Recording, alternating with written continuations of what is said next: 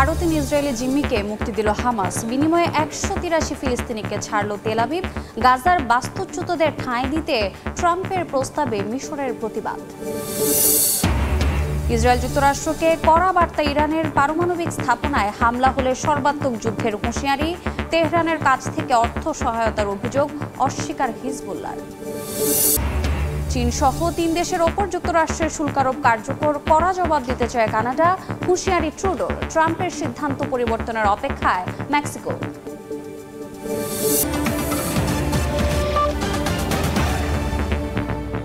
আন্তর্জাতিক সময়ের সঙ্গে আছি আমি রোজা চৌধুরী। আন্তর্জাতিক সময়ের শুরুতেই বইমেলার খবর। অমর একুশে বইমেলার উদ্বোধনী অনুষ্ঠানে কথা বলছেন অন্তর্বর্তী সরকারের প্রধান উপদেষ্টা ডক্টর মোহাম্মদ ইউনূস। সরাসরি যাচ্ছি সেখানে। স্থাপন করেছেন তাদের উদ্দেশ্যে আমরা একটা হাততালি দেই।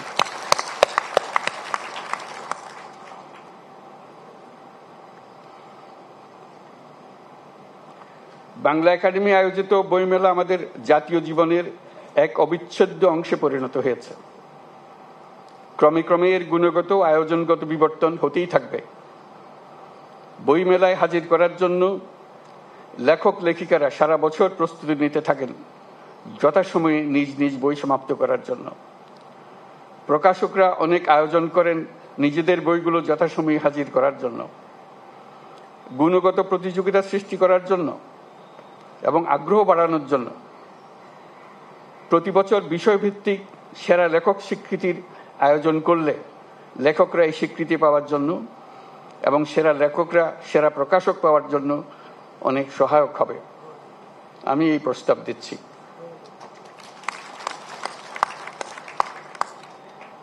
আমরা যদি ২১-এর ভাষা আন্দোলনকে আরো গভীরতর প্রেক্ষিতে স্বাধিকার আন্দোলন হিসেবেও দেখি, তাহলে অমর ২১-এর গণ্ডি বৃহত্তর হয়ে দাঁড়ায়।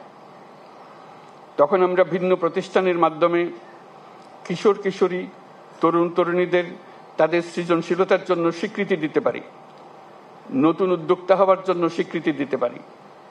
শহর ও গ্রামের নারী পুরুষকে কৃষি, শিল্প, সাংস্কৃতিক জগৎ, বিজ্ঞান, বাণিজ্য, শিক্ষা, অন্যান্য ক্ষেত্রে যারা নির্দিষ্ট বছরে জাতির জন্য অবদান রেখেছেন তাদের স্বীকৃতি দিতে পারি, তাদের জন্য আনুষ্ঠানিক আয়োজন করে দিতে পারি। প্রবাসী বাংলাদেশিদের, প্রবাসী শ্রমিকদের অবদানের জন্য স্বীকৃতি দিতে পারি। সারা পৃথিবী জুড়ে নানা কাজে বাংলাদেশিরা কৃতিত্ব দেখাচ্ছে। আমরা ২১-এর দিনে তাদের সবাইকে স্মরণ করতে চাই। তারা সবাই ২১-এর দিনে নিজের দেশকে স্মরণ করে সবসময় অনুষ্ঠান করে। তারা আমাদের পরিবারের অংশ হিসেবে তাদের সন্তান সন্ততির কাছে বাংলাদেশকে পরিচয় করিয়ে দেয়।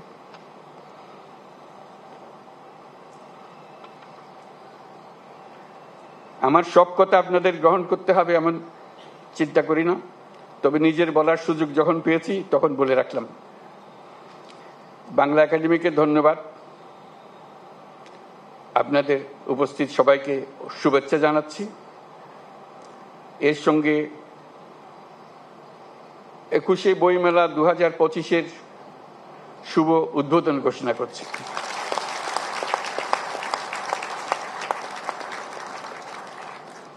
মহান আল্লাহ আমাদের সহায় হন। ধন্যবাদ।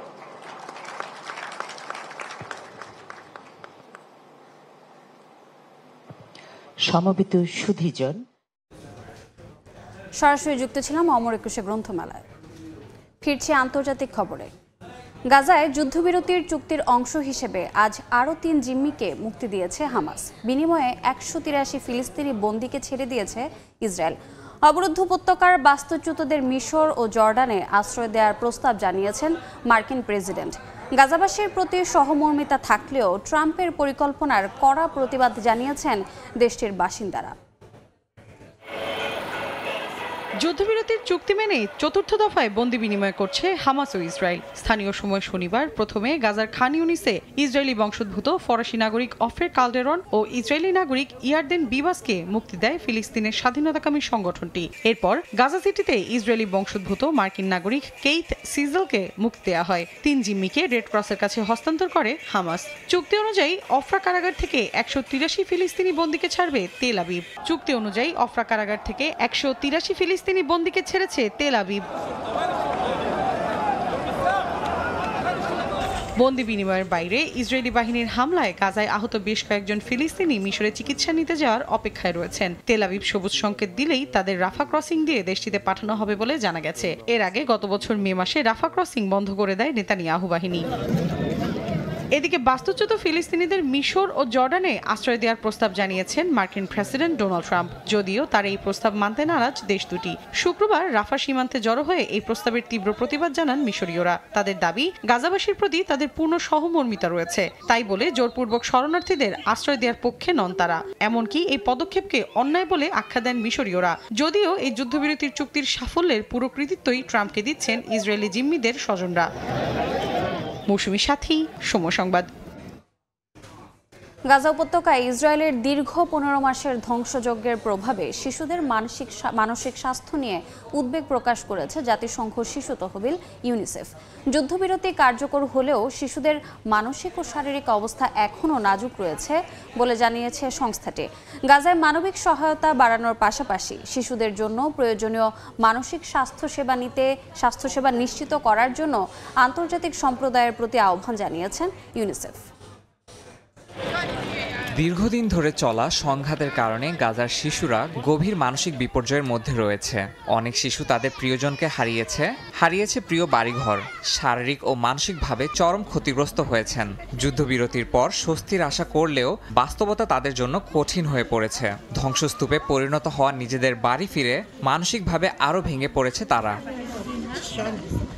যুদ্ধবিরতি কার্যকর হওয়ার পর থেকেই গাজা উপত্যকায় ইউনিসেফের তৎপরতা বেড়েছে। সংস্থাটি গাজায় শিশুদের জন্য প্রয়োজনীয় সহায়তা পৌঁছে দিতে গত সপ্তাহে প্রায় 350 ট্রাক ত্রাণ পাঠিয়েছে। শিশুদের জন্য পাঠানো এই সহায়তায় রয়েছে পুষ্টিকর খাবার, ভ্যাকসিন, শীতকালীন পোশাক এবং আশ্রয়ের জন্য ত্রাণ সামগ্রী। বর্তমানে স্থানীয়রা দীর্ঘ পথ পাড়ি দিয়ে পানি সংগ্রহ করছে, তবে এই পানি শিশুদের স্বাস্থ্যের জন্য ঝুঁকিপূর্ণ বলে জানিয়েছে সংস্থাটি। পানির সংকট মোকাবিলায় ইউনিসেফ সিমেন্ট, পাইপ এবং জেনারেটর চালানোর জন্য জ্বালানি সরবরাহ করছে। তারা এমন একটি শহরে ফিরছে যেখানে স্বাস্থ্য, পানি বা অন্যান্য মৌলিক সেবার কোনো ব্যবস্থা নেই। এ কারণে শিশুদের মানসিক স্বাস্থ্য এখনও অত্যন্ত নাজুক। যুদ্ধের ট্রমা, বোমাবর্ষণের ভয়াবহতা এবং বাস্তুচ্যুত হওয়ার অভিজ্ঞতা থেকে মুক্তি দিতে মানসিক স্বাস্থ্য সেবা প্রদান করা অত্যন্ত জরুরি। এছাড়াও তাদের এই নতুন বাস্তবতার সঙ্গে মানিয়ে নেওয়ার জন্য প্রয়োজনীয় সহায়তা দিতে হবে। গাজার শিশুদের ভবিষ্যৎ নিশ্চিত করতে আন্তর্জাতিক সম্প্রদায়ের সমন্বিত প্রচেষ্টার আহ্বান জানিয়েছে ইউনিসেফ। সংঘাতের কারণে সৃষ্ট ট্রমা, বাস্তুচ্যুত হওয়া অভিজ্ঞতা এবং নতুন বাস্তবতার সঙ্গে মানিয়ে নেওয়ার জন্য শিশুদের প্রয়োজনীয় সহায়তা প্রদানের উপর জোর দেওয়া হয়েছে। ইয়াসিন মোহাম্মদ জিসান, সময় সংবাদ। গাজায় যুদ্ধবিরতি চুক্তির পর লোহিত সাগরে জাহাজ চলাচলের ওপর থেকে নিষেধাজ্ঞা প্রত্যাহার করেছে ইয়েমেন। ইরানি সংবাদ সংস্থা মেহের নিউজ জানায়, শুক্রবার ক্রাইসালিস নামের জ্বালানি সরবরাহকারী একটি ট্যাঙ্কার ইয়েমেনি নৌবাহিনীর সঙ্গে যোগাযোগ করে লোহিত সাগর অতিক্রমের অনুমতি পায়। পরে সেনাবাহিনীর জাহাজটিকে নিরাপদ গন্তব্যে পৌঁছানোর পথ তৈরি করে দেয়। গণমাধ্যমটি জানায়, ক্রাইসালিস হলো প্রথম জাহাজ যা হাউথির নিষেধাজ্ঞার পর লোহিত সাগর অতিক্রমের অনুমতি পেয়েছে। গাজায় যুদ্ধ শুরুর পর লোহিত সাগরে ইসরায়েলের বাণিজ্যিক জাহাজে কয়েক দফা হামলা চালায় ইয়েমেনের হাউথি বিদ্রোহীরা। এর জেরে ওই রুটে জাহাজ চলাচল বন্ধ হয়ে যায়।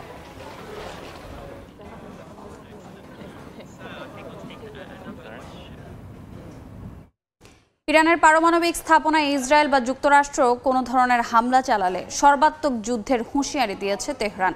কাতার ভিত্তিক সংবাদ মাধ্যম আল জাজিরাকে দেয়া সাক্ষাৎকারে এমন হুঙ্কার দেন দেশটির পররাষ্ট্রমন্ত্রী আব্বাস আরাঘচি।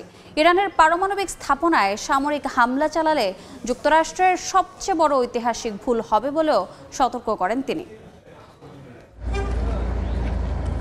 গাজায় যুদ্ধবিরতি চললেও নানা ছুতোয় হামলা অব্যাহত রাখার পায়তারা করছে ইসরায়েল ও তার পশ্চিমা মিত্ররা। সম্প্রতি ইরানের বিরুদ্ধে গাজা যুদ্ধে অংশ নেয়া লেবাননের হিজবুল্লাহ গোষ্ঠীকে সহায়তার অভিযোগ করেছে তারা। তবে সশস্ত্র গোষ্ঠীটির দাবি, ইসরায়েলের যুদ্ধবিরতি চুক্তির লঙ্ঘনকে ন্যায্যতা দেওয়ার জন্যই এমন অপপ্রচার চালাচ্ছে মার্কিন গণমাধ্যমগুলো। এমনকি ইরানের বিরুদ্ধে ছায়া যোদ্ধাদের পৃষ্ঠপোষকতার অভিযোগ এনে দেশটির পারমাণবিক স্থাপনায় হামলার ছক কষছে পশ্চিমারা। তবে ইসরায়েলের হাত থেকে দখলমুক্ত করে স্বাধীন ফিলিস্তিন রাষ্ট্র প্রতিষ্ঠা না হওয়া পর্যন্ত প্রতিরোধ গোষ্ঠীগুলোকে সমর্থন দিয়ে যাওয়ার কথা জানিয়েছে ইরান।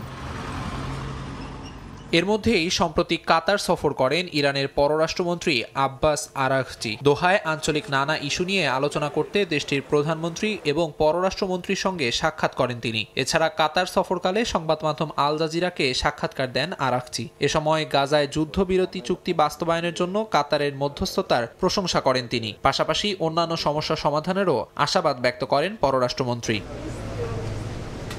আল জাজিরার প্রতিবেদনে আরও বলা হয়, ট্রাম্পের দ্বিতীয় মেয়াদে ক্ষমতা গ্রহণের পর ইসরায়েলি প্রধানমন্ত্রী বিনিয়ামিন নেতানিয়াহুর প্রভাব আরও বাড়তে পারে।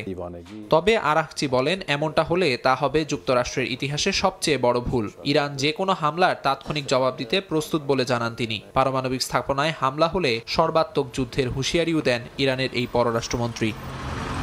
আমিরুল ইসলাম আলিফ, সময় সংবাদ। কানাডা ও মেক্সিকোর পর এবার চীন থেকে আমদানি করা পণ্যে 10% শুল্ক আরোপের ঘোষণা দিয়েছে যুক্তরাষ্ট্র। শনিবার থেকে যা কার্যকর হয়েছে বলে জানিয়েছে হোয়াইট হাউস। এছাড়া কানাডা থেকে আমদানি করা তেলের ওপরও 18 ফেব্রুয়ারি থেকে 10% কর আরোপের সিদ্ধান্ত নেওয়া হয়েছে। এরই মধ্যে এর কড়া জবাব দেওয়ার হুঁশিয়ারি দিয়েছে কানাডা। দেশবাসীকে কঠিন সময়ের জন্য তৈরি হওয়ার আহ্বান জানিয়েছেন প্রধানমন্ত্রী জাস্টিন ট্রুডো। ক্ষমতায় এসেই একের পর এক নির্বাহী আদেশ আর নিষেধাজ্ঞার ঝড় তুলছেন মার্কিন প্রেসিডেন্ট ডোনাল্ড ট্রাম্প। কানাডা ও মেক্সিকো থেকে আমদানি করা পণ্যে 25% কর আরোপের পর এবার চীনের ওপর 10% শুল্ক আরোপের ঘোষণা দেওয়া হয়েছে। শুক্রবার হোয়াইট হাউস জানায়, শনিবার থেকে কার্যকর হবে এই সিদ্ধান্ত। ফেন্টানাইল মাদক পাচারের অভিযোগে বেইজিংয়ের বিরুদ্ধে এই পদক্ষেপ নেওয়া হয়েছে বলে জানানো হয়। এদিকে কানাডা থেকে তেল আমদানিতে প্রথমে কোনো সিদ্ধান্ত না এলেও শুক্রবার মার্কিন প্রেসিডেন্ট জানান, 18 ফেব্রুয়ারি থেকে 10% কর আরোপ করা হবে। যুক্তরাষ্ট্রের জ্বালানি চাহিদার বেশিরভাগই পূরণ হয় কানাডা থেকে আনা তেলে, আর তাই এই শুল্ক আরোপে যুক্তরাষ্ট্রের তেলের দাম তুলনামূলক বাড়তে পারে বলে ধারণা বিশ্লেষকদের। তবে শুল্ক আরোপ করায় যথাযথ প্রক্রিয়ার মুখোমুখি হবে যুক্তরাষ্ট্র, এমন হুঁশিয়ারি দিয়েছেন কানাডার প্রধানমন্ত্রী জাস্টিন ট্রুডো। যদিও পরিস্থিতি বিবেচনায় দেশবাসীকে আসন্ন কঠিন সময়ের জন্য তৈরি থাকার আহ্বান জানান তিনি। বলেন, তার প্রশাসন পরিস্থিতি মোকাবেলায় পদক্ষেপ কি হতে পারে তা নির্ধারণে কাজ চালিয়ে যাচ্ছে। কানাডা পাল্টা জবাবের প্রস্তুতি নিলেও সে পথে হাঁটছে না মেক্সিকো।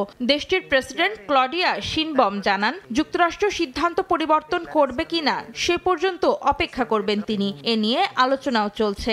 শুল্ক আরোপের এই প্রতিযোগিতায় দুই দেশের অর্থনীতি বিপর্যস্ত হতে যাচ্ছে বলে দাবি মেক্সিকোর প্রধানমন্ত্রীর। এ অবস্থায় যুক্তরাষ্ট্র সিদ্ধান্ত পরিবর্তন করলে তা দুই দেশের জন্যই ইতিবাচক হবে বলেও মন্তব্য করেন তিনি।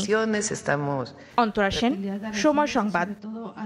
বিশ্বব্যাপী মার্কিন সহায়তা কর্মসূচি স্থগিতের ব্যাপক প্রভাব পড়ছে পূর্ব ইউরোপ ও আফ্রিকার বিভিন্ন দেশে।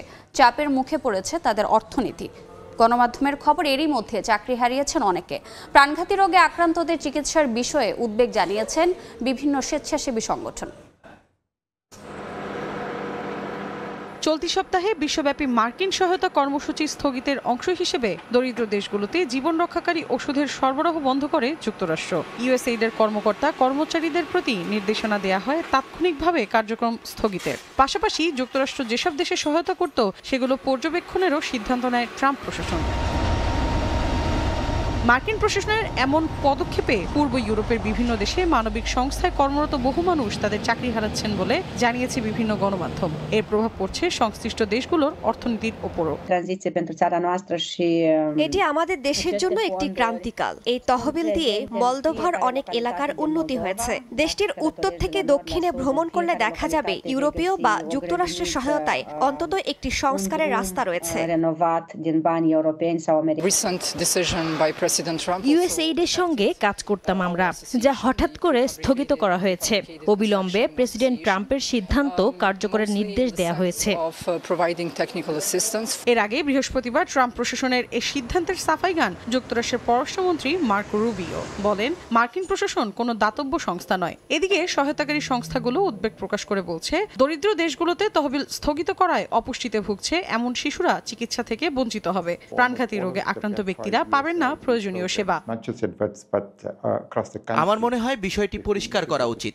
মানুষ অসুস্থ হবে কিন্তু চিকিৎসা পাবে না, এটা কোনোভাবেই গ্রহণযোগ্য নয়। অনেক মানুষ আছেন যারা HIV পজিটিভ, তাদের উচিত সরকারি সেবা পাওয়া, কিন্তু সরকারি সুবিধাগুলো আরো চাপের মধ্যে রয়েছে। ট্রাম্প প্রশাসনের পদক্ষেপে বিশ্বব্যাপী সহায়তা কার্যক্রমে আরো মারাত্মক প্রভাব পড়তে পারে বলে আশঙ্কা করছেন বিশেষজ্ঞরা। ওষুধের সরবরাহ বন্ধ হলে উন্নয়নশীল দেশগুলোতে স্বাস্থ্য ও মানবিক সহায়তা খাতে গভীর সংকট দেখা দিতে পারে বলেও উদ্বেগ প্রকাশ করেছেন তারা। মৌসুমী সাথী, সময় সংবাদ। তাইওয়ানের চারপাশে আবারও সামরিক তৎপরতা চালানোর অভিযোগ উঠেছে চীনের বিরুদ্ধে। শুক্রবার চীনা সামরিক বাহিনীর 7টি যুদ্ধবিমান ও 5টি রণতরী দ্বীপটিতে টহল দেয় বলে জানায় তাইপে। এর মধ্যে 5টি যুদ্ধবিমান মধ্যরেখা অতিক্রম করে তাইওয়ানের আকাশ ও জলসীমায় ঢুকে পড়ে বলেও অভিযোগ তাইওয়ানের প্রতিরক্ষা মন্ত্রণালয়ের। এই নিয়ে গত 2 দিনে 13টি চীনা যুদ্ধবিমান ও 10টি রণতরী টহলের কথা জানালো তাইপে। টানা দ্বিতীয় দিনের মতো তাইওয়ানের চারপাশে চীনা সামরিক তৎপরতার অভিযোগ তুলেছে দ্বীপটির কর্তৃপক্ষ। তাইওয়ানের সীমারেখায় চীনা সামরিক বাহিনীর আকাশ ও নৌযানের উপস্থিতি চিহ্নিত করা গেছে বলে জানায় তারা। সামাজিক মাধ্যম এক্সের একটি পোস্টে তাইওয়ানের প্রতিরক্ষা মন্ত্রণালয় জানায়, স্থানীয় সময় শুক্রবার ভোরে চীনের অন্তত 7টি যুদ্ধবিমান ও 5টি রণতরী তাইওয়ানের চারপাশে টহল দেয়। এর মধ্যে অন্তত 5টি বিমান মধ্যরেখা অতিক্রম করে তাইওয়ানের উত্তর ও দক্ষিণ পশ্চিমাঞ্চলের এয়ার ডিফেন্স আইডেন্টিফিকেশন অঞ্চলে ঢুকে পড়ে। এর আগে বৃহস্পতিবার 6টি চীনা যুদ্ধবিমান ও 5টি রণতরী তাইওয়ানের চারপাশে টহল দিতে দেখা যায় বলে সামাজিক মাধ্যম এক্সের একটি পোস্টে উল্লেখ করেছিল দ্বীপটির কর্তৃপক্ষ। পরিস্থিতি পর্যবেক্ষণে রেখেছে বলেও সে সময় জানায় তারা। এদিকে চীনা সেনাবাহিনী তাইওয়ানের গুরুত্বপূর্ণ সমুদ্র এলাকায় একটি বিমানবাহী রণতরী সহ 59টি যুদ্ধজাহাজ মোতায়েন করেছে বলে দাবি করেছে কয়েকটি গণমাধ্যম। স্যাটেলাইট ইমেজে পাওয়া তথ্যের ভিত্তিতে এমন খবর জানায় তারা। কাকুলি আখতার, সময় সংবাদ। শান্তিতে নোবেল পুরস্কারের জন্য মনোনয়ন পেয়েছেন মার্কিন ধনকুবের ইলন মাস্ক। বাকস্বাধীনতায় অবদান রাখার জন্য ইউরোপীয় পার্লামেন্টের এক সদস্য মাস্ককে মনোনীত করেন। ব্রাঙ্কো গ্রিমস নামের এই স্লোভেনীয় রাজনীতিবিদ মাস্ককে শান্তিতে নোবেল পুরস্কারের জন্য বিবেচনায় নিতে নোবেল কমিটির কাছে আবেদন করেন। বিভিন্ন গণমাধ্যম বলছে এরই মধ্যে নোবেল কমিটি সেই আবেদন গ্রহণ করেছে। বাকস্বাধীনতার পক্ষে দাঁড়ানোর জন্য মাস্ক নোবেল পুরস্কারের যোগ্য বলে গেল বছরের ডিসেম্বরে মন্তব্য করেছিলেন গ্রিমস। এর আগে গত বছরের ফেব্রুয়ারিতে নরওয়ের পার্লামেন্ট সদস্য মারিয়াস নিলসন নোবেল শান্তি পুরস্কারের জন্য ইলন মাস্ককে মনোনীত করে আবেদন করেছিলেন। অভিশংসিত প্রেসিডেন্ট ইউন সুক ইউলের সমর্থনে বিক্ষোভ অব্যাহত রয়েছে দক্ষিণ কোরিয়ায়। শনিবার রাজধানী সিউলের রাস্তায় নামেন তারা হাজার হাজার সমর্থক। এ সময় তারা মূল সড়ক অবরোধ করে ইউলকে গ্রেফতারের প্রতিবাদ জানান। এর আগে সামরিক আইন জারি করে বিদ্রোহের নেতৃত্ব দেয়া ইউন সুক ইউলকে অভিযুক্ত করেন দেশটির আদালত। বর্তমানে সিউলের বন্দিশালায় রয়েছেন তিনি। বিদ্রোহের নেতৃত্ব দেওয়ার অভিযোগে চলা শুনানির জন্য তাকে সিউলের আদালতে হাজির করার কথা রয়েছে।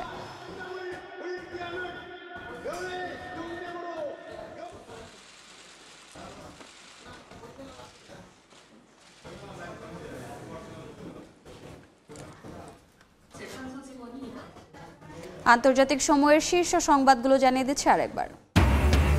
আরও 3 ইসরায়েলি জিম্মিকে মুক্তি দিল হামাস। বিনিময়ে 183 ফিলিস্তিনিকে ছাড়ল তেল আবিব। গাজার বাস্তুচ্যুতদের ঠাঁই দিতে ট্রাম্পের প্রস্তাবে মিশরে প্রতিবাদ।